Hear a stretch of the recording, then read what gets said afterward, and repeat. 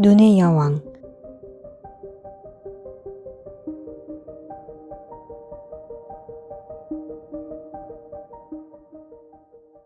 첫 번째 이야기, 거울과 거울 조각. 자, 그럼 시작할까? 이 이야기가 끝나면 여러분은 의외로 많은 것을 알게 될 것이다. 이 녀석은 아주 성질이 사나운 악마다. 어느 날 이 악마가 요상한 힘이 있는 거울을 마침내 완성해 기분이 무척 좋았다. 이 거울은 선하거나 아름다운 것을 비추면 쪼그라들어 거의 보이지 않고, 반면에 아무짝에 쓸모없고 추한 것은 도드라지면서 훨씬 더 추하게 보였다. 이 거울에서 아름다운 풍경은 끓는 물에 데친 시금치처럼 보이고, 아주 선한 사람은 섬뜩해 보이거나 물구나무를 섰다. 얼굴은 알아볼 수 없을 만큼 일그러졌다. 주근깨가 하나 있는 사람이라면 코와 입까지 죄다 주근깨로 뒤덮여 있는 것처럼 보였다. 아주 웃기는군, 악마가 말했다. 사람의 마음에 흐르는 선하고 경건한 생각도 이 거울에서는 음흉한 미소로 보였다.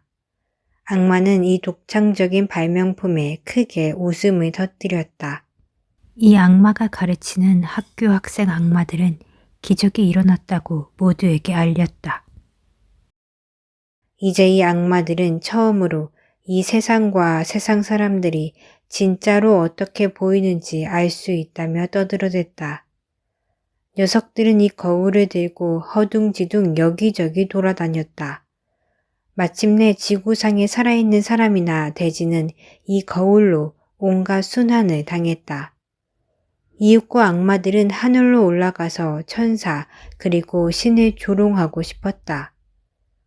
거울을 들고 높이 올라가면 갈수록 악마들이 거울을 움켜잡을 수 없을 만큼 거울은 점점 더 끔찍하게 웃었다. 더 높이 더 높이 천국과 천사에 점점 더 가까이 갔다. 문득 그 웃음 짓는 거울이 무지막지하게 흔들리더니 녀석들의 손에서 미끄러져 나가 땅으로 떨어져서 수천, 수만, 수백만, 수십억 조각으로 산산이 부서졌다. 어쩌면 그보다 더 잘게 깨졌을 것이다. 이제 이 거울은 깨지기 전보다 훨씬 더 큰 문제를 일으켰다. 어떤 것은 모래알보다 잘게 깨졌는데 이것이 넓은 세상으로 퍼져나가고 있었다. 일단 사람들의 눈에 들어가면 눈 안에 그대로 남아있다가 그 사람이 보는 건 무엇이든 왜곡시켜서 사물의 오직 나쁜 면만 보게 했다. 아무리 유리 조각이 작아도 거울 전체에 있던 것과 똑같은 힘이 있었다. 몇몇 사람은 마음속에 유리 조각이 박히기도 했는데 심장을 얼음덩어리로 만들어버리기에 무척 끔찍했다. 어떤 것들은 제법 커서 창문 유리로 썼다. 그 너머로 친구들을 내다보는 그런 창문은 아니었다. 그 유리 조각으로 안경을 만들기도 했는데 사람들이 또렷하게 보려고 이 안경을 썼다가는 큰일이 난다. 악마들은 그게 하도 웃겨서 옆구리가 아프도록 자지러지게 웃어댔다. 그 유리의 미세한 조각이 여전히 허공을 떠돌고 있었다. 이제 무슨 일이 일어났는지 들려주겠다.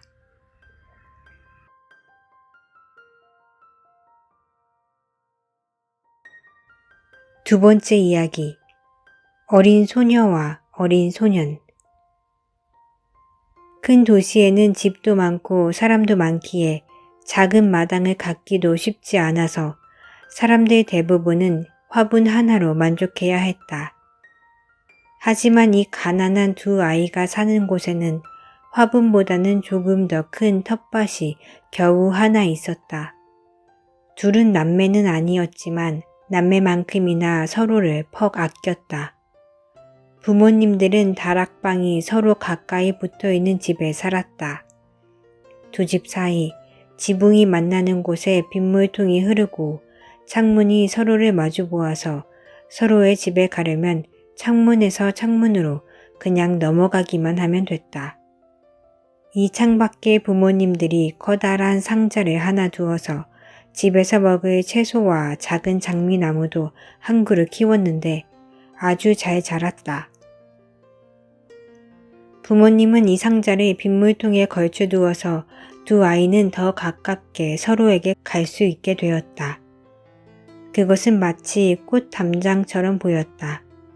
콩이 상자 위로 들이우고 장미 덤불이 길게 늘어지면서 창틀을 휘감고 서로에게 허리를 숙여서 마치 꽃과 풀로 이루어진 개선문 같았다.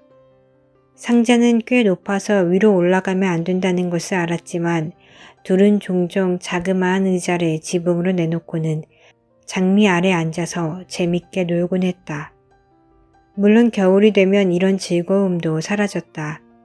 창문에는 종종 두껍게 성에가 꼈다. 그렇지만 아이들은 난로 위에서 구리 동전을 뜨겁게 달구어서 성에가 잔뜩 낀 창문에 가져다 댔다. 그러면 아주 멋진 동그란 원이 생기는데 그 동그라미 너머로 친근한 밝은 눈동자가 각자의 창문에 나타났다. 소녀와 소년이 밖을 내다보는 것이었다.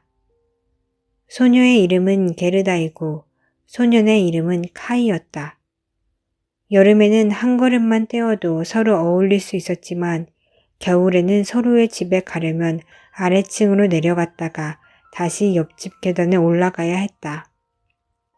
밖에는 눈보라가 치고 있었다. 할머니가 말했다. 하얀 꿀벌이 떼지어 가는 것 좀 보려무나. 여왕벌도 있어요? 남자아이가 물었다. 진짜 벌 사이에는 여왕벌이 있다는 것을 알기에 그렇게 물었다. 할머니가 대답했다. 그럼 정말 있지. 여왕벌이 벌떼 속에서 날지. 가장 크단다. 절대로 땅에 잠자코 붙어있는 법이 없어. 그러다가 다시 먹구름 속으로 돌아간다. 숱한 겨울밤 동안 거리를 날아다니면서 창문을 엿보지. 그러다가 마치 꽃으로 둘러싸인 듯 희한한 모습으로 얼어붙어. 아, 네. 우리 그거 본 적 있어요. 두 아이 다 그렇게 말했다. 그 말이 사실이라는 것을 알았다. 여자아이가 물었다.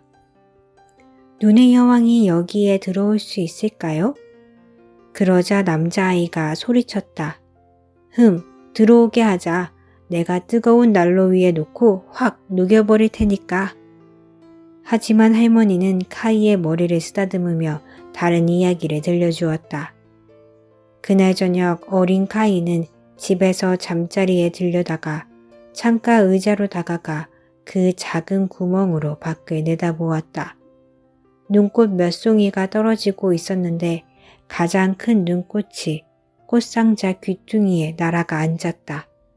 이 눈꽃은 점점 더 커졌다. 그러더니 마침내 여자로 바뀌었는데 아주 섬세하고 투명하리만큼 얇은 하얀 옷을 입었다. 마치 수백만 개의 별 모양 눈꽃으로 만든 것처럼 보였다. 여자는 아름답고 우아했지만 얼음처럼 반짝였다. 눈동자는 밝은 별 2개처럼 빛났지만 그 안에는 평화로움도 고요함도 없었다. 여인은 창문을 향해 고개를 끄덕이며 손짓했다. 소녀는 덜컥 겁을 집어먹고 의자에서 펄쩍 뛰어내렸다. 소년의 눈에 거대한 새 한 마리가 창문을 휙 지나가는 듯 보였다. 이튿날은 날씨가 맑고도 서늘했다. 이제 눈이 녹고 봄이 왔다. 태양이 비치고 초록불이 돋아났다. 제비들이 둥지를 틀고 집집마다 창문을 열었다. 또다시 아이들은 집 위 빗물통 위 그 작은 지붕 마당에서 놀았다. 그해 여름 장미가 아주 아름답게 피었다. 게르다는 성가 하나를 배웠는데 거기에 자신의 꽃을 떠올리게 하는 장미에 대한 가사가 한 줄 있었다. 게르다는 카이에게 그 노래를 불러주었고 둘은 곧 그 노래를 함께 불렀다. 장미꽃이 달콤한 계곡에 틀림없이 예수의 아이가 있을지니 두 아이는 서로의 손을 잡고 장미꽃에 입을 맞추고는 투명한 햇빛이 올려다보며 천사가 마치 거기에 있는 것처럼 하늘을 대고 말했다. 정말 아름다운 여름이라고. 절대로 시들 것 같지 않은 향기로운 장미덤불 아래 있으니 무척이나 기쁘다고. 어느 날 게르다와 카이는 새와 동물에 관한 그림책을 보고 있었다. 그런데 그때 교회 탑의 시계가 5번 울렸다. 카이가 소리쳤다. 아, 내 가슴이 아파. 눈에도 뭐가 있어. 카이는 눈을 깜빡였다. 게르다는 카이의 목을 잡고 들여다보았지만 아무것도 보이지 않았다. 카이가 말했다. 없어진 것 같아. 하지만 사라지지 않았다. 그건 바로 마법의 유리에서 나온 그 유리 조각이었다. 불쌍한 카이. 유리 파편은 심장도 뚫었다. 그러니 심장이 곧 얼음덩이로 변할 것이다. 고통은 멈추었지만 유리 조각은 거기에 그대로 남아있었다. 카이가 물었다. 너 왜 울고 있니? 그러니까 못생겨 보인다. 난 이제 아무렇지도 않아. 그러더니 불현듯 뭐가 떠올랐는지 이렇게 말했다. 아, 저 장미는 죄다 벌레가 뜯어먹었네. 봐, 이 꽃은 삐뚤어졌어. 게다가 저 장미, 어쩜 저렇게 추할 수가 있지? 꼭 자기들이 사는 상자하고 똑같아. 그러더니 그 상자를 발로 툭 찼다. 장미도 확 꺾어버렸다. 카이, 너 무슨 짓이야? 게르다가 소리쳤다. 카이는 게르다가 화를 내자 꽃 한 송이를 더 꺾고는 사랑스러운 게르다만 혼자 남겨놓은 채 자기 집 창문으로 펄쩍 뛰어들어가 버렸다. 나중에 게르다가 자기 그림책을 가져다 주었을 때 카이는 끔찍한 짐승들이 있는 책이라고 말했다. 그리고 할머니가 이야기를 들려줄 때마다 언제나 그런데 하며 끼어들었다. 기별을 틈타 할머니 안경을 훔쳐서 자기 코에 걸치고는 할머니 흉내를 냈다. 어찌나 잘하는지 모두가 웃음을 터뜨리곤 했다. 머지않아 그 거리에 사는 사람들 모두의 걸음걸이와 말투를 흉내낼 수 있게 되었다. 사람들의 이상하고 추한 것들을 모두 다 카이가 어찌나 흉내를 잘 내는지 사람들은 말했다. 저 아이는 확실히 머리가 좋아. 하지만 그건 눈과 심장에 박힌 유리 조각 때문이었다. 그 유리 때문에 카이는 온 영혼을 다해 자신을 아끼는 사랑스러운 게르다조차 놀려댔다. 이제 카이는 둘이 예전에 함께했던 것과는 확실히 다른 놀이를 했다. 둘은 좀 더 철이 들었다. 어느 쌀쌀한 날 눈이 이리저리 흩날리고 있었다. 카이는 집 밖으로 커다란 돋보기를 가져와서 파란 코트 자락을 펼치고는 거기에 눈송이가 떨어지게 했다. 자, 이제 그 돋보기로 봐봐. 카이가 게르다에게 말했다. 눈송이 하나하나가 훨씬 더 커 보이면서 마치 거대한 꽃과 아름다운 별처럼 보였다. 놀라웠다. 카이가 이어 말했다. 봐, 정말 멋지지? 진짜 꽃이 보는 것보다 훨씬 더 재미있어. 눈꽃은 아주 완벽해. 눈꽃은 흠잡을 데가 없어. 녹기 전까지는 얼마나 지났을까? 카이가 장갑을 끼고 어깨에 썰매를 지고 내려와서는 바로 게르다의 귀에 대고 소리쳤다. 다른 남자아이들이 노는 마을 광장에서 나 놀아도 된대. 그러더니 횡하니 달려갔다. 광장에는 좀 더 대담한 소년들이 자기들 썰매를 농부의 수레 뒤에 묶고는 멀리 끌려가며 놀았다. 신나는 놀이였다. 한창 신나게 놀고 있는데 커다란 썰매 한 대가 다가왔다. 온통 새하얗게 칠한 썰매였는데 마부도 투박한 하얀 털 외투를 입고 똑같이 하얀 털모자를 썼다. 그 썰매가 광장을 2바퀴 돌자 카이는 재빨리 그 뒤에 자기 썰매를 묶었다. 그러자 썰매는 더 빠르게 거리를 달려 내려갔다. 마부는 친근하게 몸을 돌려 마치 오래전부터 아는 사이인 것처럼 카이에게 고개를 끄덕여 보였다. 카이가 자신의 작은 썰매를 풀려고 할 때마다 마부는 고개를 다시 끄덕였다. 카이는 계속 붙잡고 있었다. 그렇게 마을 입구까지 내달렸다. 문득 눈이 세차게 떨어져 내리기 시작했다. 속도가 점점 빨라지자 소녀는 앞에 있는 자기 손도 보이지 않았다.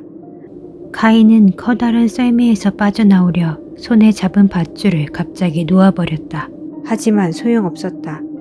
카이의 작은 썰매는 단단히 묶여 있어서 바람처럼 나아갔다. 카이는 소리도 질러봤지만 듣는 이 하나 없었다. 눈은 더 세차게 몰아치고 썰매는 내내 달려갔다. 이따금 울타리나 도랑을 넘는 것처럼 펄쩍 뛰기도 했다. 카이는 공포로 온몸이 뻣뻣하게 굳었다. 기도라도 해보려 했지만 떠오르는 건 구구단뿐이었다. 눈송이는 점점 더 굵어져서 마침내 하얀색 커다란 암탉처럼 보였다. 갑자기 눈의 장막이 쓱 벌어지더니 그 커다란 썰매가 멈추고 마부가 자리에서 일어났다. 그 털 외투와 털 모자는 눈으로 만든 것이었다. 마부는 여자였다. 키가 크고 몸매가 가냘프고 눈이 부시게 희었다. 바로 눈의 여왕이었다. 여왕이 말했다. 우리 꽤 빨리 왔구나. 추위로 떨고 있는 거냐? 내 곰털 코트 속으로 기어들어와라. 여왕은 자기 옆 썰매에 카이를 앉혔다.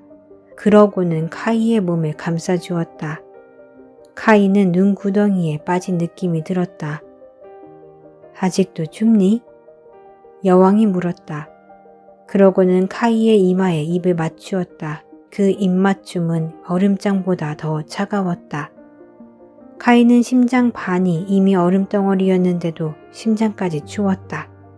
한순간 숨이 넘어갈 것 같은 기분이 들었다. 그러다 곧 편안해지면서 더 이상 추위가 느껴지지 않았다. 내 썰매 잊지 마요. 카이에게는 오로지 이 생각뿐이었다. 둘은 하얀 암탉 한 마리에 썰매를 묶었는데 이 암탉이 등에 썰매를 지고 내내 날아다녔다. 눈의 여왕은 다시 한번 카이에게 입을 맞추었다.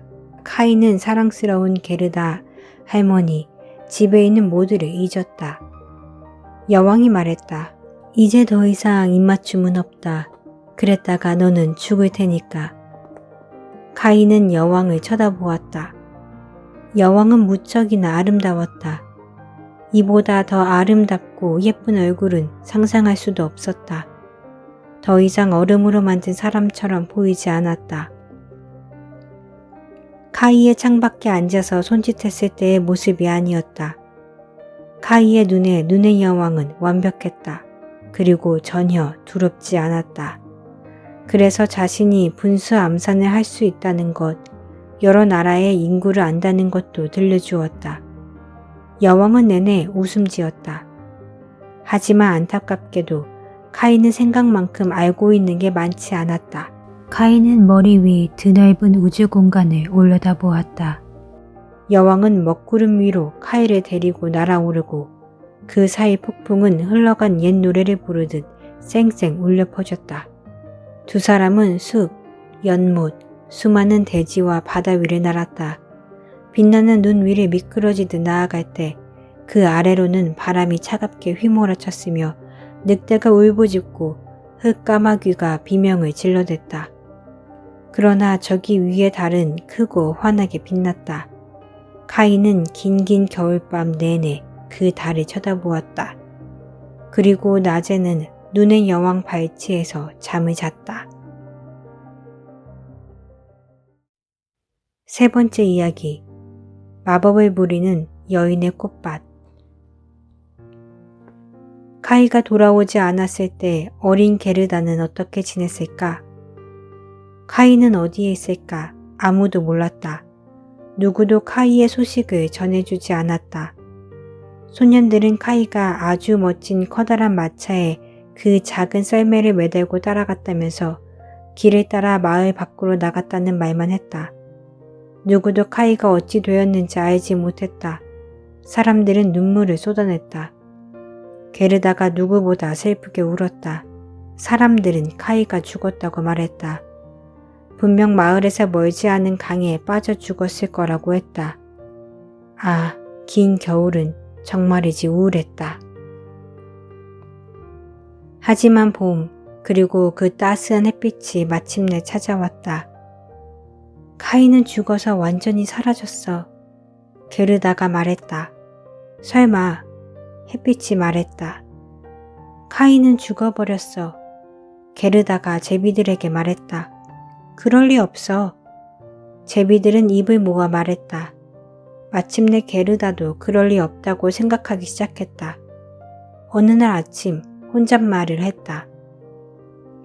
내 빨간색 새 구두를 신겠어. 카이는 한 번도 본 적 없는 거야. 강가에 내려가서 카이에 대해 물어봐야겠어. 퍽 이른 아침이었다. 게르다는 아직 잠들어 있는 할머니에게 입을 맞추고는 빨간색 구두를 신었다. 내내 혼자서 마을 밖으로 나가 강으로 내려갔다. 내 소꿉친구를 내가 데려갔다는 게 사실이니? 카이가 있는 곳으로 나를 데려다주면 내 빨간 구두를 줄게. 게르다에게는 물결이 아주 수상하게 고개를 끄덕이는 것처럼 보였다. 게르다는 신발을 벗었다. 가장 아끼는 물건이었지만 강물에 그 신발을 던졌다. 하지만 신발은 멀지 않은 강가에 떨어져서 잔잔한 물결에 휩쓸려 게르다에게 다시 돌아왔다. 강물이 카이를 품고 있지 않으니까 게르다의 가장 소중한 물건을 가질 수 없는 것처럼 보였다.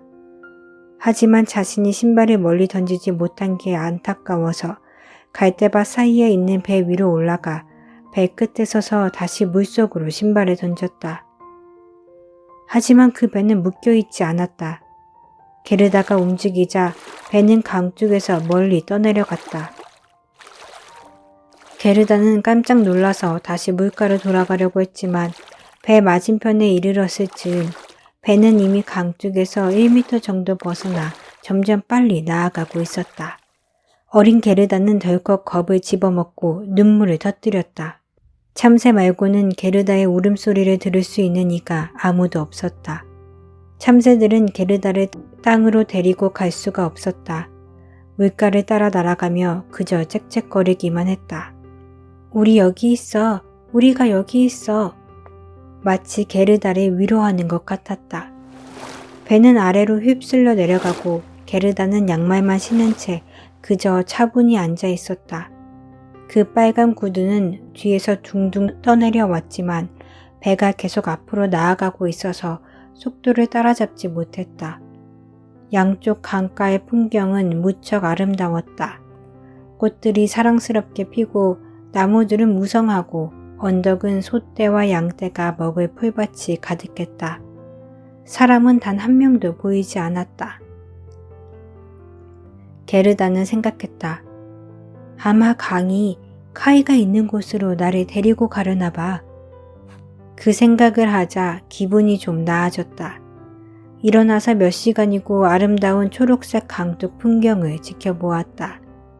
이윽고 커다란 벚꽃나무 동산에 도착했는데 거기에는 이상하게도 울긋불긋한 창문이 달리고 지붕은 지푸라기를 엮어 만든 작은 집이 한 채 있었다. 집 밖에 배를 타고 지나가는 모두에게 거수경례하는 모양의 나무 병정 둘이 있었다. 게르다는 그 나무 병정이 살아있다고 생각을 해서 크게 소리쳤지만 당연히 병정들은 게르다에게 아무런 대꾸도 하지 않았다. 배가 물살에 강둑으로 떠내려가자 그 병정에게 퍽 가까이 다가가게 되었다. 게르다는 훨씬 더 큰 소리로 외쳤다. 그러자 노파가 집 밖으로 나왔다. 노파는 비뚤빼뚤 휜 지팡이에 기대어 섰는데 머리에 햇빛을 가리는 커다란 모자를 썼다.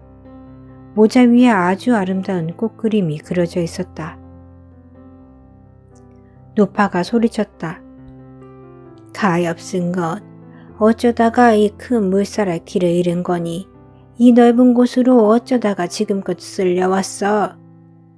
노파는 물속까지 걸어와서 그 지팡이로 배를 꽉 움켜쥐고는 물가로 끌어당겨 게르다를 배에서 끄집어냈다.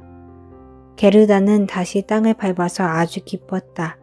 하지만 자신에게 말을 하는 이 낯선 할머니가 살짝 무섭기도 했다. 와서 내가 누구인지 말해보렴. 어떻게 여기 왔는지도. 게르다는 모두 들려주었다. 노파는 고개를 절레절레 저으며 말했다. 흠. 게르다는 이야기를 다 마치고 혹시 카이를 보지 않았는지 물었다. 노파는 카이가 지나가지 않았다면서 하지만 언제든 올지도 모른다고 말했다. 그리고 게르다에게 너무 깊이 생각하지 말고 버찌를 먹으며 꽃이나 구경하라고 했다. 꽃은 어떤 그림책보다 더 아름다웠다. 버찌마다 들려줄 이야기가 있는 듯 했다. 문득 노파가 게르다의 손을 잡고 그 작은 집으로 이끌었다. 노파는 문을 잠갔다. 창문이 벽 높이 달려 있었다. 빨갛고 파랗고 노란 창으로 햇빛이 이상야릇한 빛깔로 섞여 들어와 비추었다. 탁자 위에 가장 아름다운 버찌가 있었다. 이제 두려움은 사라져 게르다는 버찌를 실컷 먹었다. 버찌를 먹는 사이 노파는 황금빛 머리빗으로 게르다의 머리를 빗어주었다. 게르다의 아름다운 머리카락이 장미꽃처럼 둥글고 탐스러운 작은 얼굴 양쪽으로 황금빛으로 빛나며 흘러내렸다. 노파가 말했다. 너처럼 예쁜 아이를 무척이나 바랐단다. 이제 우리 둘이 얼마나 잘 지내는지 보려무나. 머리를 빗으면 빗을수록 게르다는 점점 더 카이에 대한 기억을 잊어버렸다. 이 노파는 마법을 부리는 재주가 있었다. 하지만 나쁜 마녀는 아니었다. 그저 재미로 장난치듯 마술을 부렸다. 귀여운 게르다를 무척이나 곁에 두고 싶었다. 그래서 마당으로 나가서 장미 덤불 전체에 지팡이를 가리켰다. 한창 아름답게 피던 그 꽃이 전부 다 흔적도 없이 시커먼 흙 속으로 가라앉아 버렸다. 노파는 걱정스러웠다. 만약 게르다가 그 꽃을 보면 자신의 장미와 어린 카이를 떠올리고 다시 달아날지도 몰라서 말이다. 게르다는 꽃밭으로 나왔다. 꽃밭이 얼마나 향기롭고 사랑스러운지 모두가 아는 사계절 꽃이 활짝 피어 있었다. 어떤 그림책도 그렇게나 예쁘고 화려할 수가 없었다. 게르다는 좋아서 깡충깡충 뛰었다. 태양이 키 큰 벚나무 뒤로 넘어갈 때까지 마당에서 놀았다. 이윽고 아름다운 침대, 빨간 비단 퀼트 이불 밑에 몸을 눕혔다. 그곳에서 게르다는 잠을 잤다. 그곳에서 여왕이 결혼식 날에 꾸는 꿈만큼이나 화려한 꿈을 꾸었다. 다음 날 아침, 게르다는 다시 따뜻한 햇볕 속으로 나가 꽃과 함께 놀았다. 그렇게 여러 날을 보냈다. 게르다는 꽃의 속속들이 모두 알았다. 그런데 한 가지 꽃이 없다는 것을 알았는데 그게 뭔지 알지 못했다. 어느 날 앉아서 노파의 햇빛 가리는 모자를 보고 있었다. 꽃그림 중에서 가장 예쁜 것은 장미 한 송이였다. 노파가 마당에서 진짜 장미를 사라지게 했을 때 자기 모자에 이 장미를 깜빡했다. 너무 생각을 많이 하다 보면 이런 일이 벌어지기도 한다. 게르다가 물었다. 여기에는 장미가 하나도 없어요? 게르다는 꽃밭 사이로 가서 보고 또 보았다. 하지만 장미는 한 송이도 보이지 않았다. 그러자 주저앉아 눈물을 터뜨렸다. 문득 그 뜨거운 눈물이 장미 덤불이 가라앉았던 바로 그 자리에 떨어져 내렸다. 따뜻한 눈물이 땅을 촉촉이 적시자 장미 덤불이 다시 올라오더니 무성하게 피어났다. 게르다는 장미를 품에 안고 입을 맞추었다. 마침내 자신의 예쁜 장미꽃이 떠오르고 카이가 생각났다. 게르다가 말했다. 내가 얼마나 늦은 거지?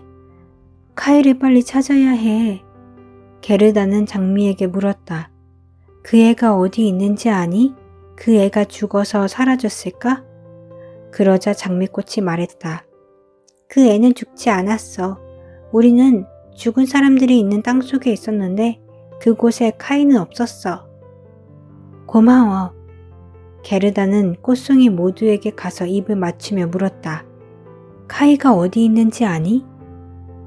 하지만 꽃들은 햇빛 속에서 자신들의 동화라든가 이야기에 빠져 있었다. 게르다가 많은 꽃들에게 귀를 기울였지만 카이에 대한 얘기는 아무것도 들을 수 없었다. 참나리 꽃은 뭐라고 말했을까? 북소리 들리니? 둥둥. 음계가 2개뿐이었어. 언제나 둥둥. 여인의 흐느끼는 소리를 들어봐. 사제의 기도를 들어봐. 빨간색 긴 옷을 입은 여자 힌두교 신도가 주위의 사람들 사이로 살아있는 남자를 생각하면서 장례식 장작더미 위에 서 있어. 그 남자의 눈동자가 불꽃보다 더 뜨겁게 타고 있다고 생각해. 불꽃보다 더 깊이 심장을 뚫는 용맹한 눈길을 생각하고 있어. 곧 여자의 몸은 재가 될 거야. 심장의 불꽃이 장례식 장작더미에서 사라질까? 난 정말 모르겠어. 그게 내 동화야. 나팔꽃은 뭐라고 말했을까? 오래된 성 하나가 산속 좁은 길에서 높이 솟아있어. 빽빽한 덩구리빛 발코니까지 자랐어. 거기에 아름다운 젊은 여인이 서 있어. 신부는 난간 너머로 몸을 기울여 길을 내려다보네. 어떤 장미꽃도 이 여인만큼 아름답지 않고 바람에 실려오는 사과꽃도 그렇게나 싱그럽지 않아. 여인의 실크 옷이 사각거리는 소리 좀 들어봐. 그 사람은 결코 오지 않는 걸까? 카이를 말하는 거야? 난 내 이야기를 하고 있는 거야. 내 자신의 꿈을. 나팔꽃이 대답했다. 작은 스노드롭은 뭐라고 말했을까? 나무 사이 밧줄 2개에 나무 판자 하나가 걸려 있어. 그네야. 눈처럼 새하얀 원피스를 입은 예쁜 소녀 2명이 초록색 기다란 리본이 나풀거리는 모자를 쓰고 그네를 타고 있어. 그 얘들 오빠는 소녀들보다 큰데 그네 뒤에서 2 팔의 밧줄을 감고 버티고 서 있어. 한 손에는 작은 컵을, 다른 한 손에는 도자기 피리를 들고 있어. 그네가 움직이자 비눗방울이 색색으로 변하며 둥둥 떠다녀. 그네가 이리저리 움직이자 마지막 비눗방울이 그릇에 매달린 채 허공에서 나비처럼 팔랑거리네. 검은색 작은 개가 뒷다리를 바닥에 대고 비눗방울처럼 가볍게 그네에 뛰어오르려고 해. 하지만 그네가 멈추지 않아. 그네는 높이 올라갔다가 다시 아래로 내려와. 마침내 개는 균형을 잃고 화가 나서 마구 짖어대. 그러자 아이들이 개를 놀려. 비눗방울이 터지고 그 비눗방울이 터졌어. 비눗방울 속에 그네 그림. 이게 나의 이야기야. 정말 아름다운 이야기인 것 같아. 하지만 넌 아주 슬프게 말했어. 카이 이야기는 전혀 하지 않았어. 히아신스는 뭐라고 말했을까? 3 자매가 있었어. 꽤 솔직하고 온화했어. 첫째는 빨간색, 둘째는 파란색, 셋째는 하얀색 옷을 입었어. 달빛 밝은 밤, 고요한 호수 옆에서 손에 손을 맞잡고 춤을 추었어. 3 사람은 요정이 아니라 인간이었어. 공기는 달콤했고 3 자매는 숲속으로 사라졌어. 공기는 점점 더 달콤해졌어. 3 자매가 누운 관 3개가 숲에서 미끄러지던 나와 호수를 가로질러 반딧불이가 깜빡이는 불처럼 주위를 날아다녀. 그 춤추는 자매는 잠을 자고 있는 걸까? 아니면 죽은 걸까? 꽃향기는 3 자매가 죽었다고 말해. 장례식을 위해 저녁 중에 울려 퍼져. 게르다가 말했다. 넌 나를 아주 슬프게 하고 있어. 내 향기는 너무 강해서 그 죽은 자매들 생각이 떠올라. 아, 카이는 정말로 죽은 걸까? 장미꽃이 땅속에 있었는데 카이는 죽지 않았다고 했단 말이야. 히아신스가 종소리를 냈다. 딩동. 우리는 카이를 위해 종을 울리지 않았어.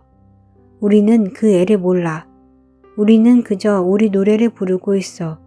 그냥 우리가 아는 노래지. 그래서 게르다는 번들거리는 초록잎 사이에 빛나는 미나리 아제비에게 갔다. 너는 밝은 해 같구나. 있잖니, 어디 가면 내 소꿉친구를 찾을 수 있는지 아니? 미나리 아제비는 게르다를 올려다보며 환하게 빛을 뿜었다. 하지만 미나리 아제비는 무슨 노래를 할까? 확실히 카이에 관한 건 아닐 것이다. 작은 마당에 하나님의 태양이 봄의 첫날을 밝게 비추고 있었어.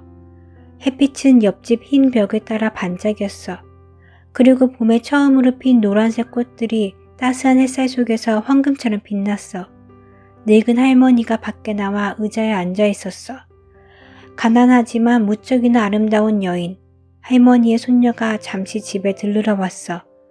손녀는 할머니에게 입맞춰 주었어. 정말로 마음이 가득 담기는 황금 같은 입맞춤이었지. 입술에도 황금, 꿈속에도 황금, 아침 햇빛 속에도 황금이 가득했어. 자, 이게 나의 작은 이야기야. 미나리 아제비가 말했다. 아, 불쌍한 우리 할머니. 할머니는 날 엄청 보고 싶어 하실 거야. 카이 때문에 슬퍼했던 것처럼 나 때문에 몹시 슬퍼하고 있을 거야. 하지만 난 곧 집으로 돌아갈 거야. 카이도 데리고 갈 테고 꽃들에게 카이 소식을 묻는 건 아무짝에도 소용이 없어. 꽃들은 자기들 노래 말고는 아무것도 몰라. 내게 들려줄 소식이 없어. 게르다가 말했다. 이윽고 게르다는 재빨리 달아날 수 있게 치마를 걷어 올렸다. 하지만 수선화를 펄쩍 뛰어넘으려 할 때 수선화가 게르다의 다리를 톡톡 건드렸다. 그래서 게르다는 걸음을 멈추고 그 커다란 꽃 위로 몸을 기울였다. 나한테 뭔가 할 말이 있나 보구나. 게르다가 물었다. 수선화는 뭐라고 말했을까? 난 내가 보여. 난 내가 보여. 아, 내 향기는 어떻게 이렇게 향기로울까? 저 위 좁은 다락방에 옷을 대충 입은 어린 무희가 있어. 먼저 한쪽 발로 섰다가 두 발로 서.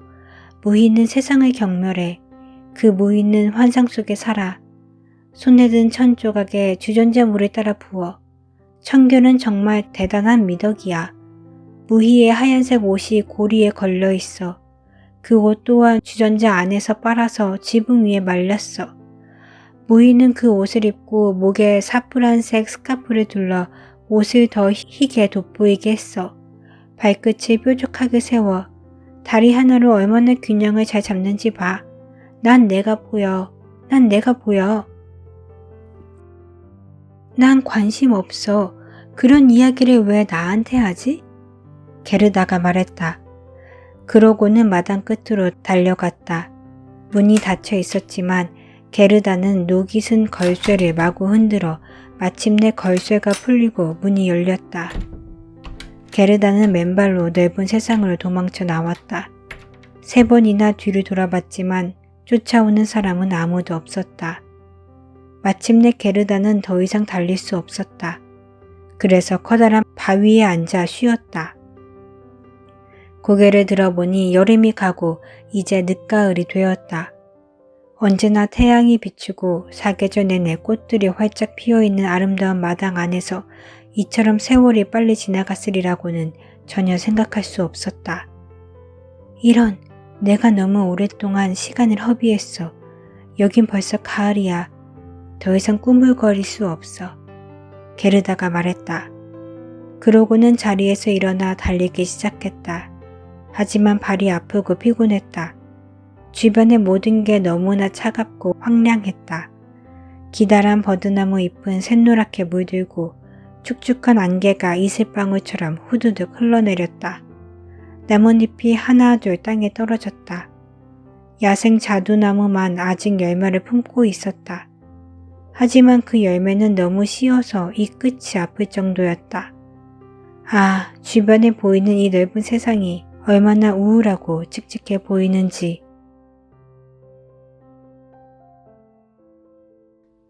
네 번째 이야기, 왕자와 공주. 게르다는 어쩔 수 없이 또 쉬어야 했다.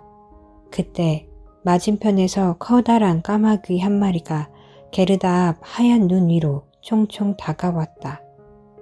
까마귀는 아주 오랫동안 게르다를 지켜보며 고개를 갸우뚱했다. 그러다 입을 열었다. 까악, 정말 멋진 까마귀 날이야. 까마귀는 이보다 더 멋지게 말할 수 없었다.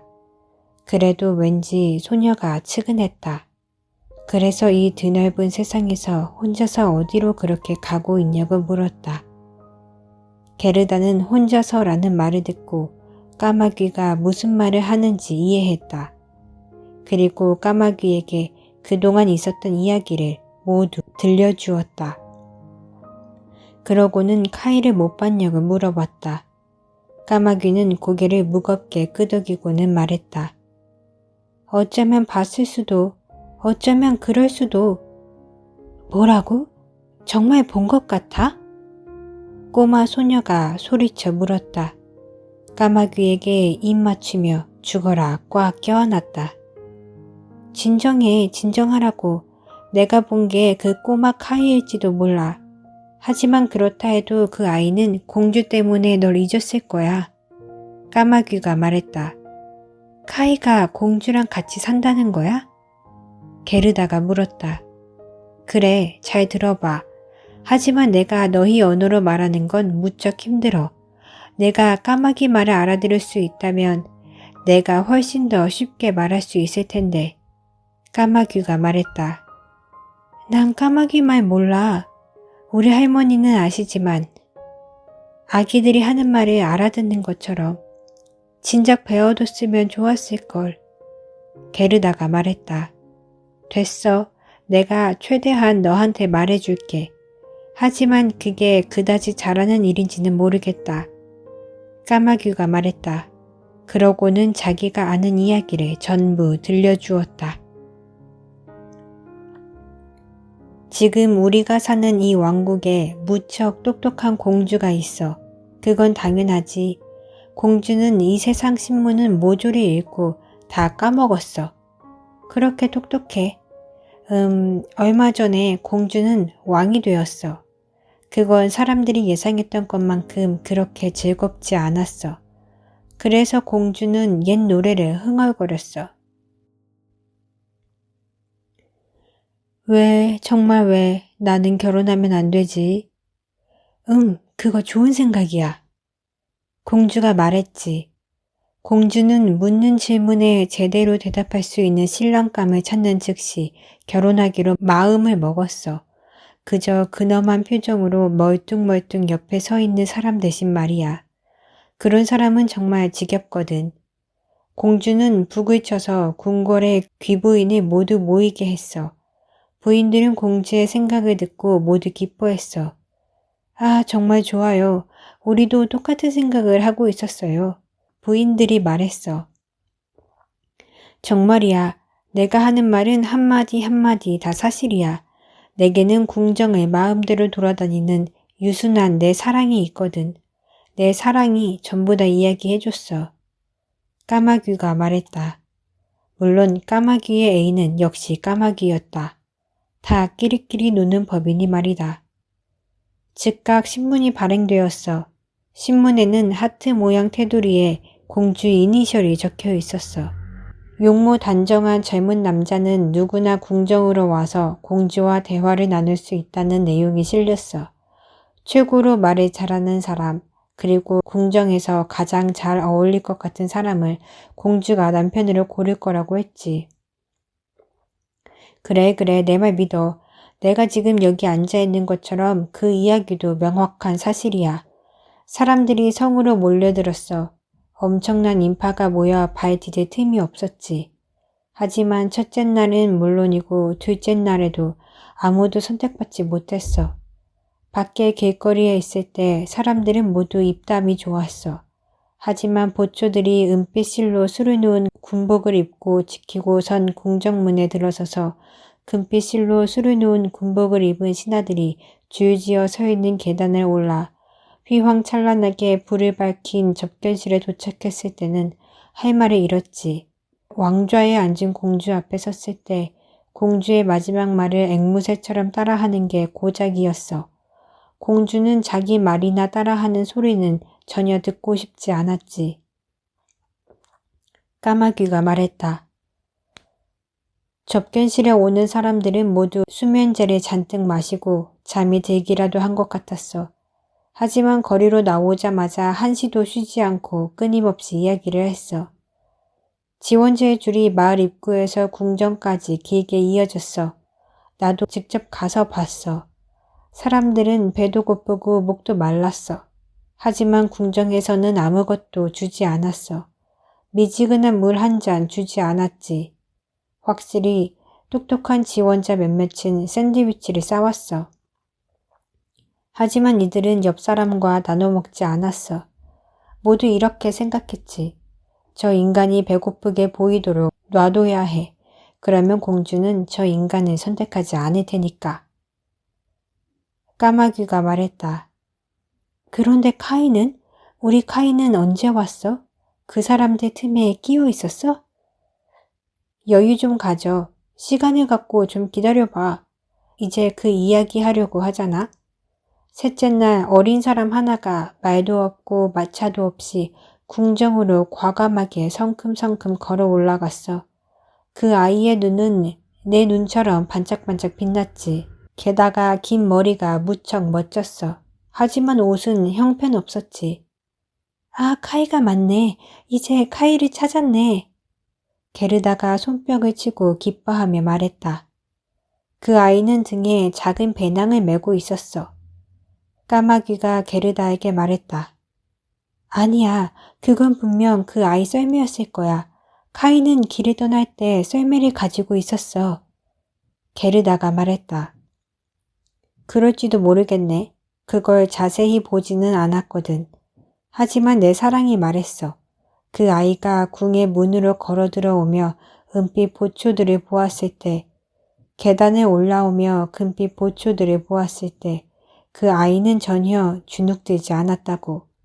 그 아이는 고개를 까닥이며 그 사람들에게 이렇게 말했어. 계단에 서 있는 게 정말 따분할 것 같네. 나라면 안으로 들어갈 거야. 까마귀가 말했다. 방은 환하게 불을 밝혀두었어. 국무대신과 고문관들은 맨발로 걸어다니고 있었어. 앞에 황금 쟁반을 들고서 말이야. 모두를 엄숙하게 하기에 충분했지. 그 아이의 신발에서 소리가 크게 났어. 하지만 그 아이는 조금도 두려워하지 않았어. 분명 카이가 틀림없어. 카이가 새 신발을 신고 있다는 거 알아. 할머니의 방에서 그 신발이 엄청 찍찍거리는 걸 나도 들었어. 게르다가 말했다. 아, 내내 소리가 났어. 하지만 그 아이는 공주에게 곧장 걸어가며 그런 건 별로 신경 쓰지 않았어. 공주는 물레만큼 커다란 진주 위에 앉아 있었지. 궁의 귀부인들과 조수들의 조수들, 그리고 신하들과 신하들의 조수들이 그곳에 서 있었어. 문에 가까이 서 있는 사람일수록 그 표정은 더 오만했어. 문지방에 서 있는 시종은 늘 시내화를 신었는데 거드름을 피우는 표정이었어. 까마귀가 말했다. 정말 끔찍했겠다. 그런데 카이는 공주와 결혼했어?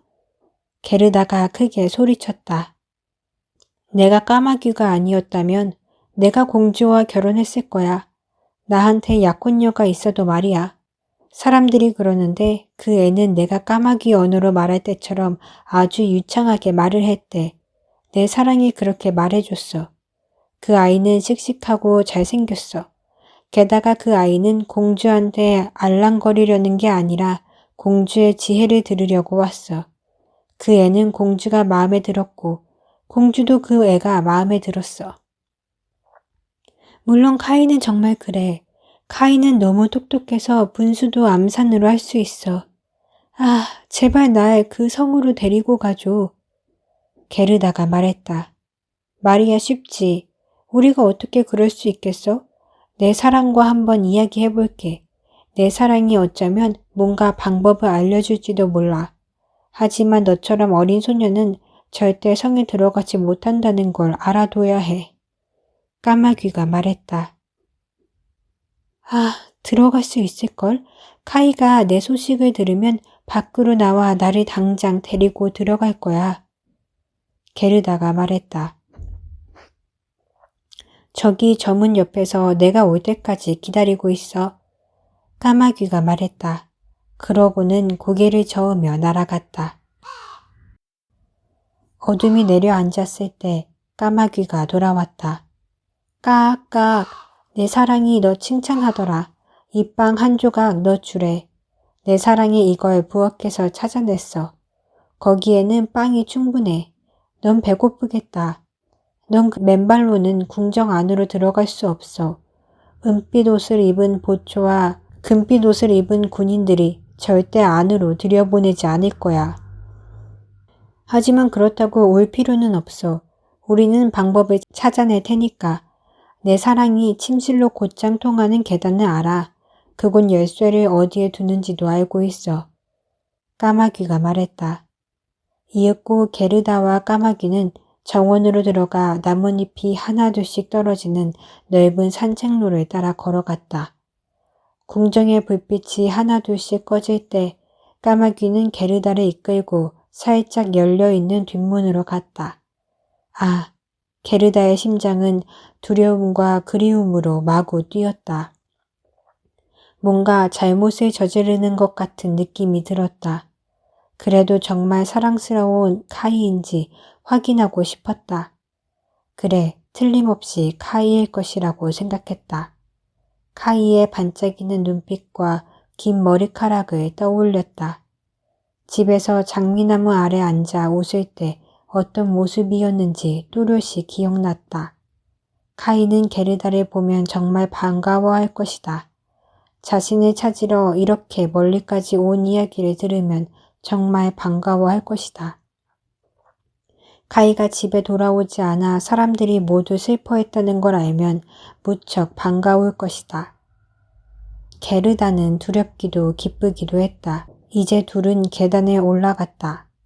자그마한 등잔이 타고 있었다. 그리고 거기에 까마귀 한 마리가 서 있었다. 게르다를 보고는 고개를 까닥 움직였다. 게르다는 할머니가 가르쳐준 대로 예의 바르게 인사했다.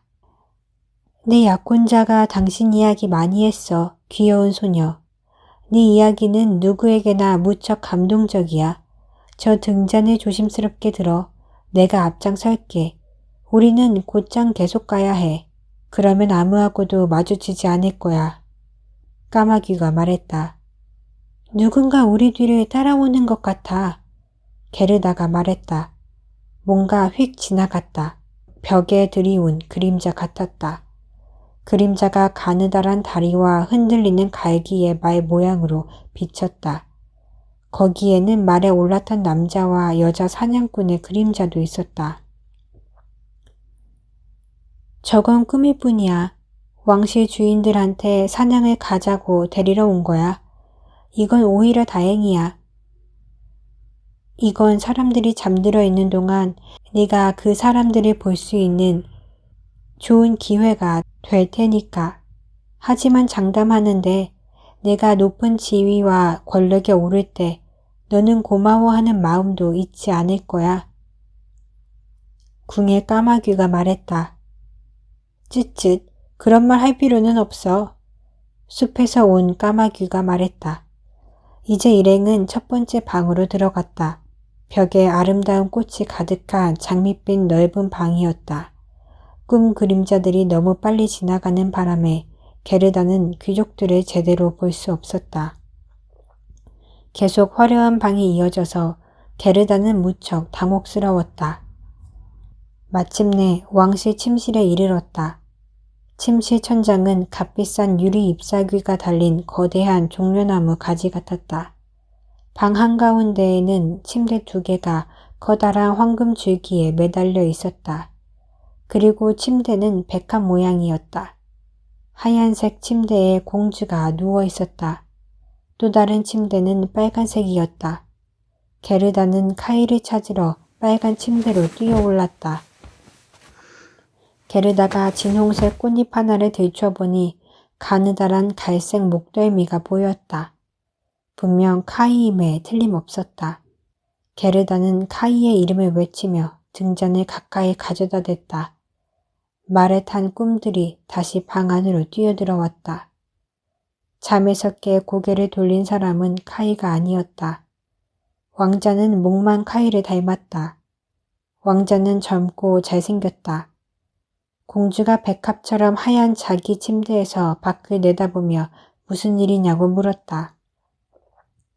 게르다는 울면서 자신의 이야기, 까마귀들이 자신을 위해 해준 일들을 모두 털어놓았다. 불쌍한 어린 것 같으니라고 왕자와 공주가 말했다. 둘은 까마귀들을 칭찬해 주었다. 화를 내지는 않았지만 다시는 그런 짓을 하지 말라고 말했다. 더욱이 까마귀들은 보상을 받아야 했다. 어디든 마음대로 훨훨 날아가고 싶니? 아니면 궁의 까마귀가 되어 평생 부엌에 음식 찌꺼기를 먹고 싶니? 공주가 물었다. 까마귀 2마리는 고개를 깊이 숙여 부엌을 택했다. 이 둘은 자신들의 미래와 자신들의 늙은 나이를 생각했을 때 그게 훨씬 낫다고 말했다. 왕자는 침대에서 일어나 게르다에게 자기 침대에 누우라고 했다. 왕자가 베푸는 최고의 행동이었다. 게르다는 작은 손으로 박수를 치며 생각했다. 사람들도 동물들도 참 착하구나. 게르다는 눈을 감고 평온하게 잠이 들었다. 꿈이 모두 다시 날아 돌아왔는데 이들은 천사처럼 보였다. 천사들이 자그마한 썰매를 끌었는데 그 썰매에 카이가 앉아 있었다. 카이가 게르다에게 고개를 끄덕였지만 그저 한낱 꿈에 불과했다. 그래서 꿈에서 깨었을 때 모든 것이 사라져 버렸다. 다음 날 게르다는 머리부터 발끝까지 실크와 벨벳 옷을 입었다. 공주와 왕자는 게르다에게 성에 머물며 멋진 시간을 보내라고 했지만 게르다는 그 대신에 작은 마차 하나, 작은 말 하나, 작은 신발 한 짝을 달라고 부탁했다. 그러면 넓은 세상으로 달려나가 카이를 찾겠다고 했다. 공주와 왕자는 신발 한 짝과 토시를 내주었다. 둘 다 게르다를 아주 멋지게 입혔다. 게르다가 떠날 준비가 되자 문 앞에는 황금마차 한 대가 서 있었다. 마차에는 왕자와 공주의 왕실 문장이 별처럼 반짝반짝 빛났다. 마부와 하인 모두 황금관을 쓰고 있었다. 왕자와 공주는 직접 게르다가 마차에 올라타게 도와주며 행운을 빌어주었다. 숲에서 만난 까마귀는 이제 결혼을 했는데 처음 약 3마일 정도 게르다와 함께 동행해 주었다. 뒤로 돌아 앉으면 속이 안 좋았기에 게르다 옆에 앉았다. 궁의 까마귀는 문 옆에 서서 날개를 흔들었다. 그 까마귀는 부엌에서 너무 많이 먹어 배가 아파 따라오지 않았다. 마차 안에는 달콤한 과자가 나란히 준비되어 있었다. 그리고 좌석에는 과일과 진저브레드가 한가득 놓여 있었다. 잘 가, 잘 가. 왕자와 공주가 크게 외쳤다. 게르다는 울었다. 까마귀도 처음 몇 마일 동안 울었다. 이윽고 까마귀는 작별 인사를 했다. 정말 슬픈 이별이었다. 까마귀는 나무 위로 날아올라 마차가 사라질 때까지 그 커다란 검은 날개를 흔들었다. 마차는 햇빛 속에서 밝게 빛났다.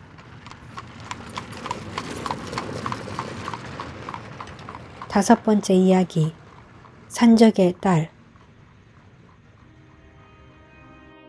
마차는 불타는 횃불처럼 어두운 숲으로 들어갔다. 이 때문에 몇몇 산적들 눈에 확 띄었다. 산적들은 잠자코 있을 수 없었다. 금이다! 금이다! 산적들은 소리쳤다. 그러고는 앞으로 내달려 말을 붙잡고 마부와 하인을 죽이고 어린 게르다를 마차에서 끌어냈다. 정말 포동포동한 게 아주 예쁘네. 나무 열매를 아주 잘 먹어 살을 찌웠나 봐. 통통한 양 한 마리쯤 되겠어. 아주 맛있는 한 끼가 될 것 같은데? 나이든 여자 산적이 소리쳤다. 이 산적 얼굴에는 거친 수염이 길게 나고 눈썹이 덤불처럼 무성했다. 산적은 이렇게 말하고는 무시무시하게 번쩍거리는 칼을 꺼냈다. 아얏! 문득 산적이 꽥 소리쳤다. 바로 그 순간 산적의 딸이 귀를 물어뜯었다. 딸은 산적의 등에 엎여 있었는데 사납고 제멋대로 굴었다. 이 짐승 같은 녀석! 산적이 소리쳤다. 그 바람에 게르다에게 칼을 휘두르지 못했다. 나 쟤랑 놀 거야. 저 아이가 나한테 입고 있는 저 옷하고 토시를 줄 거야. 내 침대에서 나랑 함께 잘래. 산적 딸이 말했다. 그러고는 한 번 더 깨물었다. 산적은 너무 아파 펄쩍펄쩍 뛰었다. 다른 산적들도 모두 웃음을 터뜨렸다. 꼬마를 업고 춤추는 저 꼴 좀 봐. 난 마차에 탈 거야. 산적딸이 마차에 올라탔다. 이 딸은 제멋대로인데다 고집이 엄청 셌다. 산적딸과 게르다는 마차에 타서 나무와 돌이 깔린 울퉁불퉁한 길을 지나 숲 깊숙이 들어갔다. 산적딸의 키는 게르다 정도였지만 힘이 훨씬 세고 어깨가 떡 벌어졌다. 갈색 피부에 눈은 칠흑처럼 까맸는데 표정은 퍽 우울해 보였다. 산적딸이 게르다를 껴안고 말했다. 내 마음에 들면 사람들이 널 해치지 않을 거야. 너 공주니? 아니야. 게르다가 말했다. 게르다는 자신에게 있었던 일을 모두 들려줬다. 그리고 자신이 사랑스러운 카이를 얼마나 걱정하는지도 말해줬다. 산적딸은 게르다를 진지하게 바라보며 알겠다는 듯 고개를 끄덕이고는 말했다. 내가 너한테 화가 나도 사람들이 널 죽이지 못하게 할 거야. 내가 너를 직접 죽일 테니까. 그러고는 게르다의 눈물을 닦아주고 자신의 두 손을 게르다의 부드럽고 따스한 토시에 찔러 넣었다. 마침내 마차가 산적이 사는 성마당에 멈추었다. 성벽은 아래부터 위까지 쩍쩍 금이가 갈라졌다.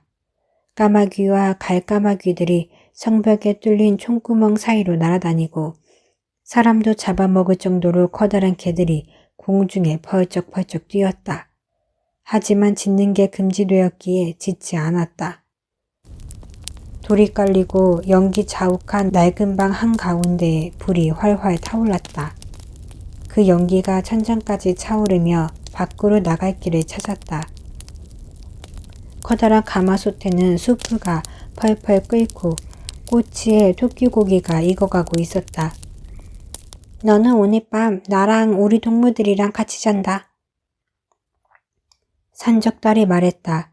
실컷 먹고 마시고 나서 둘은 지푸라기가 깔린 구석자리로 갔다. 잠자리 주위로 나뭇가지와 횃대 위에 비둘기가 100마리 정도 모여 있었다. 비둘기들은 잠이 든 것처럼 보였지만 어린 소녀 둘이 가까이 다가오자 꿈틀거렸다. 저 비둘기들은 모두 내 거야. 산적딸이 말했다. 옆에 있던 비둘기를 붙잡더니 다리 하나를 잡고 흔들어대 마침내 비둘기가 날개를 퍼덕거렸다. 얘한테 입 맞춰. 산적딸이 소리치며 새를 게르다의 얼굴에 툭 던졌다. 저 두 녀석은 몹쓸 장난꾸러기들이야. 숲의 장난꾸러기들이지. 저렇게 막아놓지 않으면 금세 달아나 버릴 거야.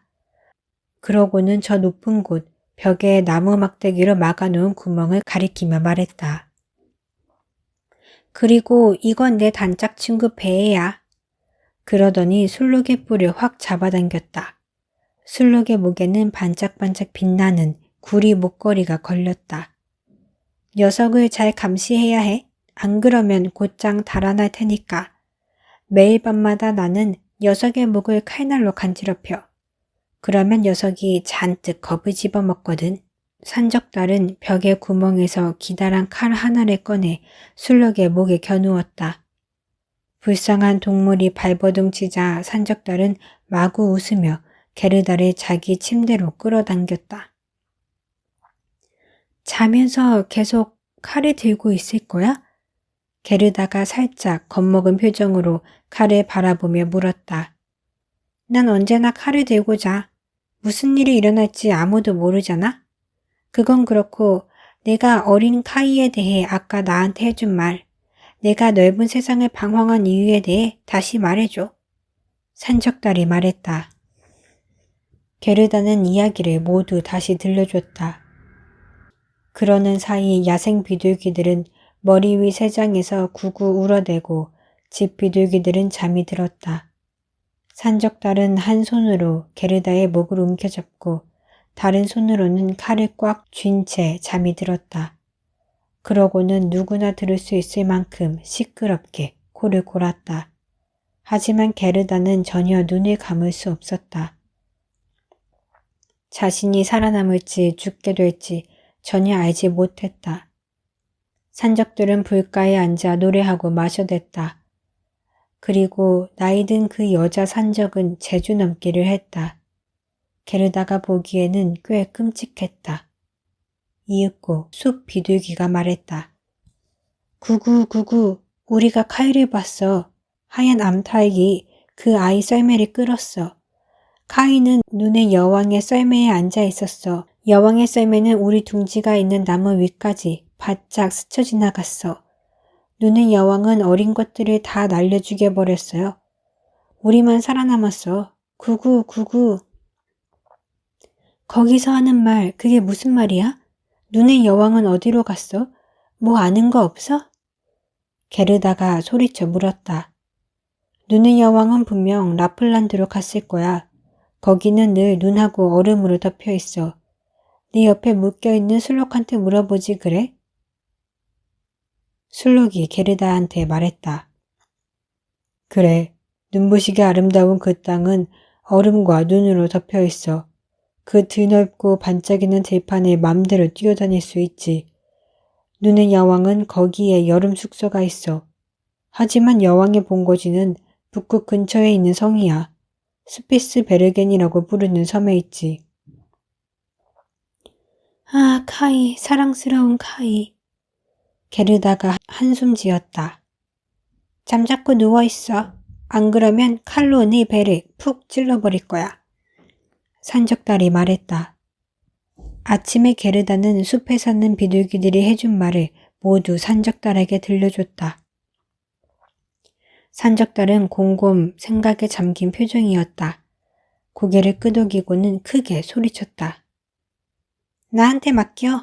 나한테 맡겨! 그러고는 술록에게 물었다. 라플란드가 어딘지 알아? 술록이 두 눈에 반짝이며 대답했다. 나보다 잘 아는 사람이 누가 있을까? 난 그곳에서 태어났어. 그곳에서 자라고 그곳에서 자유롭게 뛰어놀았어. 눈밭을 가로질러 달렸지. 잘 들어. 너도 알다시피 남자들이 다 갔어. 우리 엄마는 아직 이곳에 있어. 엄마는 계속 여기 있을 거야. 하지만 아침이 되기 전에 엄마는 저 커다란 병을 다 마셔버릴걸? 그러고는 보통 낮잠을 늘어지게 자지. 엄마가 잠이 들자마자 내가 너한테 친절을 베풀어 줄게. 산적달이 게르다한테 말했다. 그러고는 침대에서 펄쩍 뛰어나와 달려가 자기 엄마의 목을 감싸고 엄마의 까칠까칠한 수염을 잡아당기며 말했다. 잘 잤수? 우리 사랑스러운 염소 아줌마. 산적달의 엄마는 소녀의 코를 잡고 시뻘개질 때까지 비틀었다. 하지만 이 모든 건 순수한 사랑의 표시였다. 엄마가 병을 비우고 잠에 골아 떨어지자마자 산적달은 술록에게 달려가 말했다. 널 여기 계속 가둬두고 이 날카로운 칼로 널 간지럽히고 싶어. 내가 그렇게 하면 넌 엄청 좋아하지. 하지만 그런 거 신경 쓰지 마. 내가 밧줄을 풀어 밖으로 빼내줄게. 그러면 라플란드로 돌아갈 수 있어. 이 아이의 소꿉친구가 있다는 눈의 여왕의 성까지 이 애를 데리고 가야 해. 이 애가 나한테 한 말을 너도 분명 들어서 알지? 이 애가 엄청 큰 소리로 말해서 너도 엿듣고 있었으니까. 술록은 허공으로 뛰어갈 생각에 무척 기뻤다. 산적달은 게르다를 술록 등에 태우고 조심스럽게 자리에 앉힌 다음 작은 쿠션 하나를 주기까지 했다. 아직 안 끝났어. 여기 거지 같은 털신발 받아. 거기는 엄청 추울 테니까. 토시는 내가 가질게. 왜냐하면 너무 예쁘거든. 하지만 내 손가락이 동상에 걸리면 안 되겠지? 이거 우리 엄마 장갑이야. 내 팔꿈치까지 올라갈 거야. 이거 껴. 이제 내 손이 우리 못생긴 엄마의 큼지막한 손처럼 보이네. 게르다는 기쁨의 눈물을 흘렸다. 징징 우는 거 못 봐주겠네. 이제 행복해 보여야지. 여기 빵 2조각이랑 햄 받아. 이거면 굶어 죽지는 않을걸? 산적달이 말했다. 빵과 햄을 술록의 등에 묶고는 산적달은 문을 열고 커다란 개들을 모두 안으로 불러들였다. 그러고는 칼로 술록을 묶은 밧줄을 툭 끊고는 술록에게 말했다. 이제 달려가. 이 사랑스러운 아이를 잘 돌봐야 해. 게르다는 커다란 장갑 낀 손을 산적달에게 흔들며 작별 인사를 했다. 이윽고 술록이 펄쩍 뛰어갔다. 나무와 자갈 위로 드넓은 숲을 가로지르며 습지를 넘어 평원을 힘껏 달렸다. 늑대가 지저대고 갈까마귀가 울어댔다. 하늘이 이리저리 환하게 빛났다. 누군가 훌쩍이는 듯한 소리가 들렸다. 저게 내 친구 오로라야. 저 아름다운 빛 좀 봐. 술록이 말했다. 그러고는 밤이고 낮이고 더 빨리 달려갔다. 빵과 햄을 다 먹었다. 이제 드디어 라플란드에 도착했다.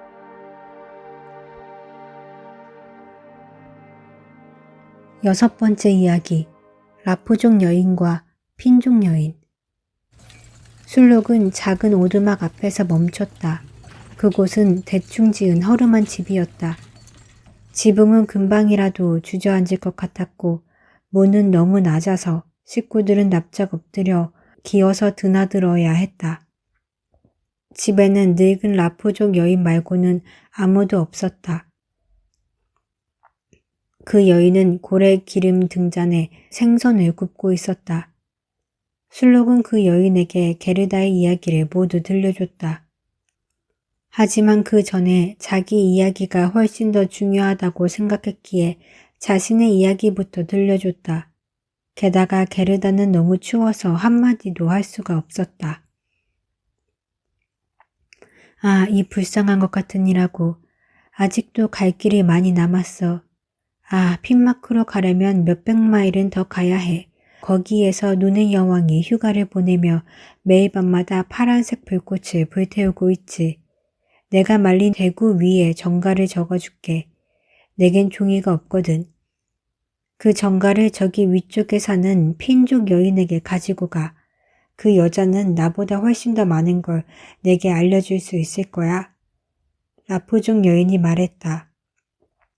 게르다가 얼어붙은 몸을 녹이고 요기를 하고 나자 라프족 여인은 말린 대구에 몇 자 적고 잘 가지고 가라고 당부했다. 그러고는 게르다를 다시 술록의 등에 단단히 묶어주었다.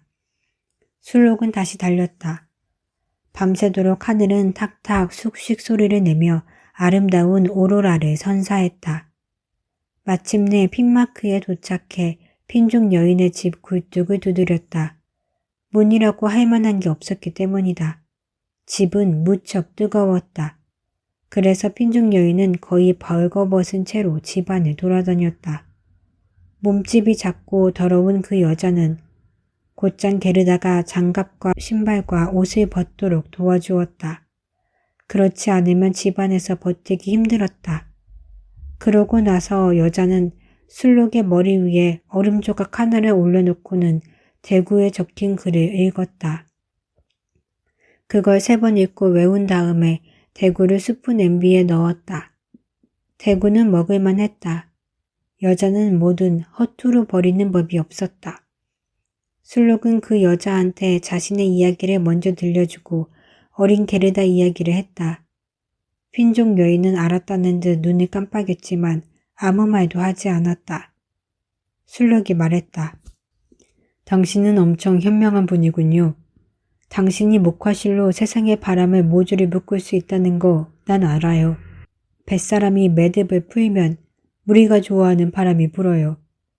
또 다른 매듭을 풀면 강풍을 맞을 수 있고 만약 세 번째, 네 번째 매듭을 풀면 숲속 나무를 쓰러뜨릴 정도로 엄청난 강풍이 불어요. 이 어린 소녀에게 마실 것을 좀 줄 수 없나요? 이 아이를 남자 12명만큼 강하게 만들어주면 좋겠어요. 그래야 눈의 여왕을 이길 수 있을 테니까요. 남자 12명이라 정말 그럴듯하군. 핀족 여인이 툴툴거렸다. 여자는 선반으로 가 돌돌만 커다란 짐승 가죽을 내려 펼쳤다. 그 가죽에는 희한한 글자가 적혀 있었다. 여자는 그 글을 읽어내려갔다. 이마에 땀이 줄줄 흘러내렸다. 술록은 게르다를 도와달라고 다시 한번 부탁했다. 게르다는 애초로운 눈으로 여자를 바라보았다. 그러자 여자는 다시 눈을 깜빡였다. 여자는 술록을 구석으로 데리고 가서 술록의 머리에 얼음 조각 하나를 또 올려주며 속삭였다. 카이는 정말 눈의 여왕과 함께 있어. 거기 모든 게 그 아이한테 아주 잘 맞아. 그 아이는 그곳이 이 세상에서 가장 멋진 장소라고 생각하고 있어. 하지만 그건 그 아이 심장에 유리 조각이, 눈에 작은 유리 조각이 박혀있기 때문이야. 그 유리 조각들을 빼내지 않으면 그 아이는 다시는 인간이 될 수 없을 거야. 눈의 여왕은 엄청난 힘으로 그 아이를 계속 붙잡아 둘 거야. 게르다에게 뭔가 마실 걸 당신이 만들어줄 수는 없나요? 전부 다 상대할 힘을 줄 수 없나요? 내가 저 애한테 줄 수 있는 힘은 저 아이가 지금 이미 갖고 있는 힘보다 크지 않아. 인간과 짐승들이 저 아이를 도우려 하는 거 안 보이니? 이 넓은 세상에서 저 아이가 애초에 맨발로 이렇게나 멀리까지 온 게 안 보여? 우리는 저 아이한테 그 힘에 대해 말해서는 안 돼. 그 힘은 저 아이 마음속에 들어있어. 저 아이는 아주 사랑스럽고 순수하거든. 저 아이가 직접 눈의 여왕한테 가서 어린 카이에게서 그 유리 조각을 빼낼 수 없다면 우리가 저 아이를 도울 수 있는 방법은 없어. 넌 저 어린 소녀를 그곳에 데리고 가 눈에서 자라는 붉은 베리로 뒤덮인 커다란 관목에 내려놓아야 해. 그러고 나서 거기 서서 수다나 떨지 말고 얼른 이곳으로 와. 핀족 여인은 어린 게르다를 술록 위에 들어 올렸다. 술록은 있는 힘껏 달려갔다. 아, 신발과 장갑을 깜빡하고 놓고 왔네. 게르다가 소리쳤다. 살을 애는 듯한 추위 속에서 신발과 장갑이 필요하다는 사실을 곧 깨달았다. 하지만 술록은 감히 멈추려 하지 않았다. 술록은 전속력으로 달려 마침내 붉은 베리가 뒤덮인 커다란 관목에 들어섰다. 이곳에서 술록은 게르다를 내려놓고 입을 맞추었다. 얼굴에는 반짝이는 눈물이 흘러내렸다. 이윽고 힘껏 달려 되돌아왔다. 게르다는 신발과 장갑도 없이 얼음처럼 차가운 핀마크 한가운데 서 있었다. 게르다는 온 힘을 다해 뛰었다.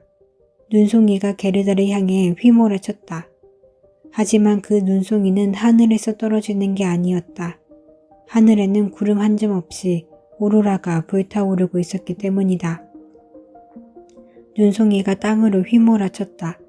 가까이 다가올수록 점점 더 커졌다. 게르다는 돋보기로 눈송이를 보았을 때 무척 크고 기이해 보였다는 사실이 떠올랐다. 하지만 이곳에서 눈송이는 훨씬 더 괴기스럽고 으스스했다. 눈송이는 살아있었다.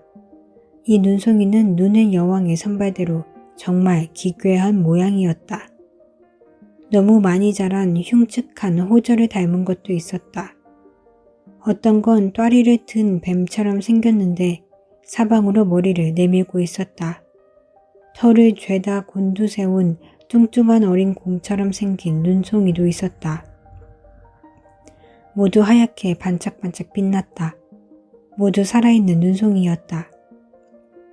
너무 추웠다. 게르다가 주의 기도를 읊조리자 입김이 구름처럼 눈앞에서 꽁꽁 얼었다. 구름은 점점 더 짙어지며 작은 천사들의 모습이 되었다.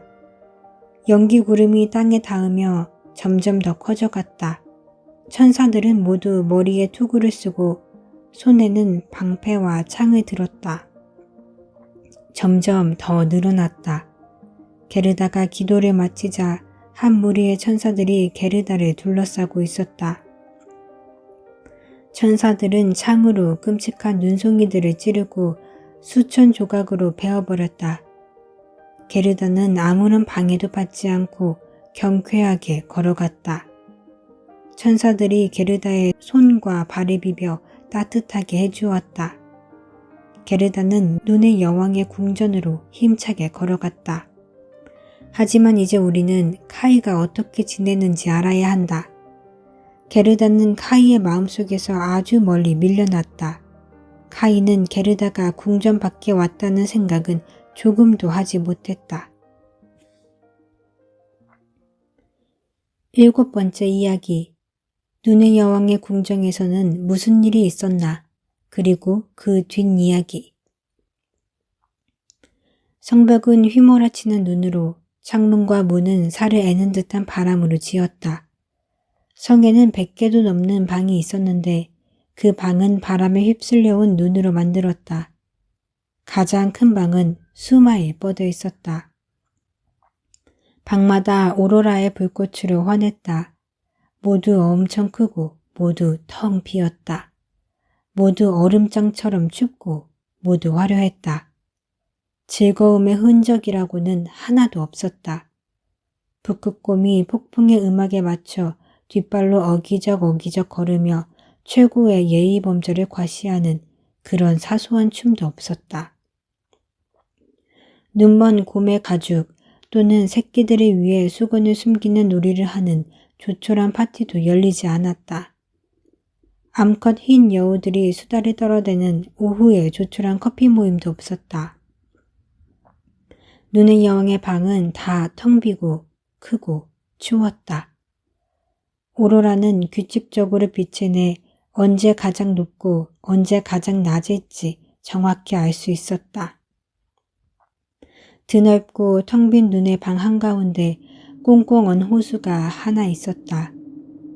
호수는 수천 조각으로 금이가 있었지만 각각의 조각은 똑같은 모양이었다. 마치 위대한 장인의 작품처럼 보였다. 눈의 여왕은 집에 있을 때 그 호수 한가운데 앉아 있었다. 이것을 이성의 거울 위에 앉는다고 말했다.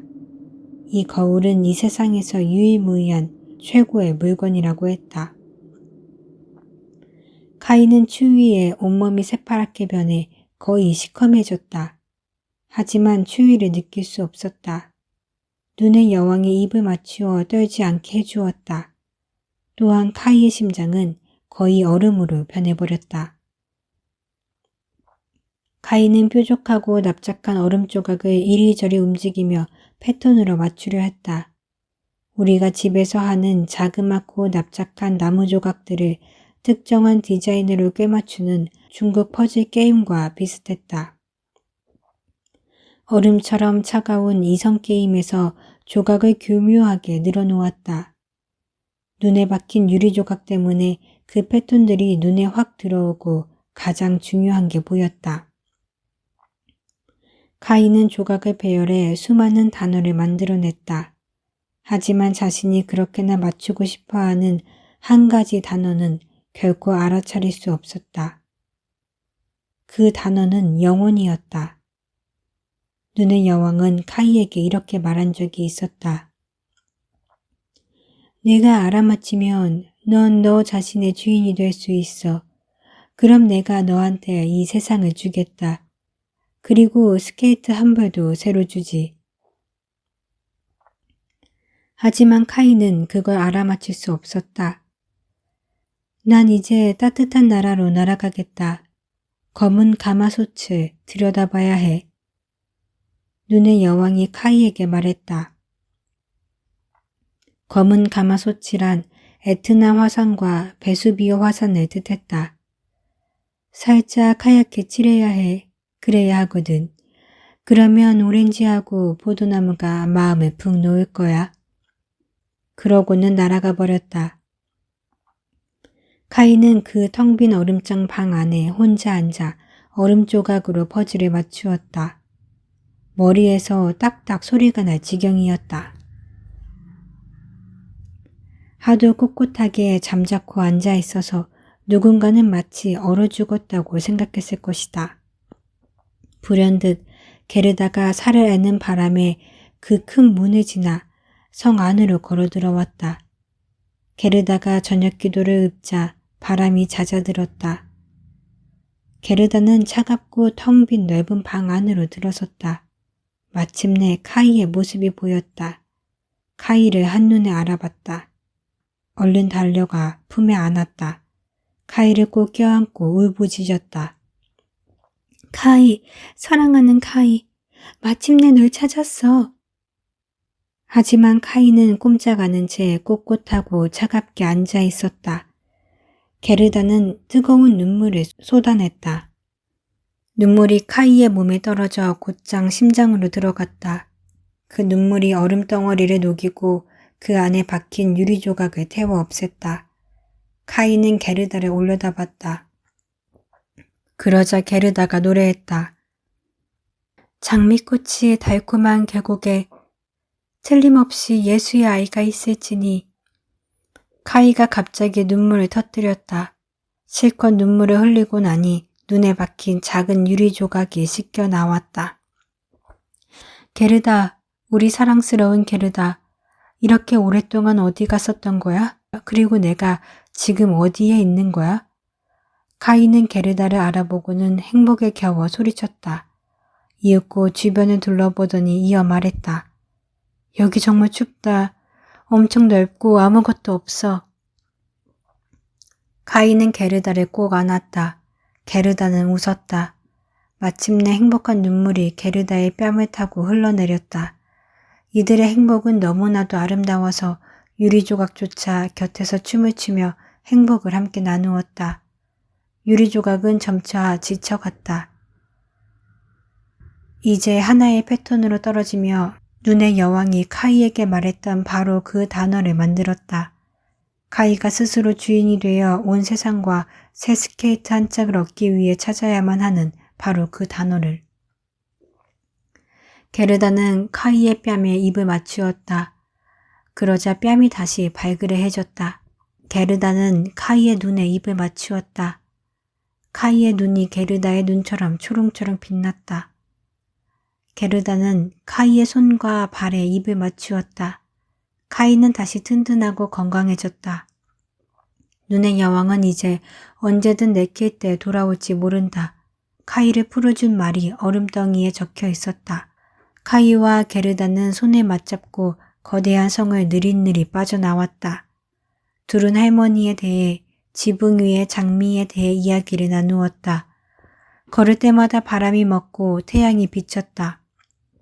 빨간 베리로 뒤덮인 관목에 이르자 대기하고 있던 술록이 두 사람들을 맞아 주었다.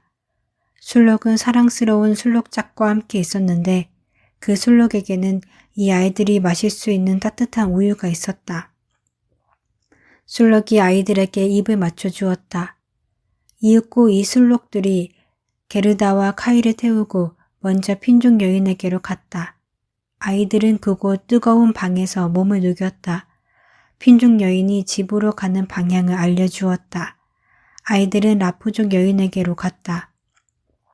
라프족 여인은 이들에게 새 옷을 만들어주고 썰매를 태워주었다. 술록 두 마리는 함께 북쪽 끝까지 나란히 달렸다. 이제 처음으로 초록 봉우리가 보였다. 이곳에서 카이와 게르다는 술록 두 마리와 라프족 여인에게 작별 인사를 했다.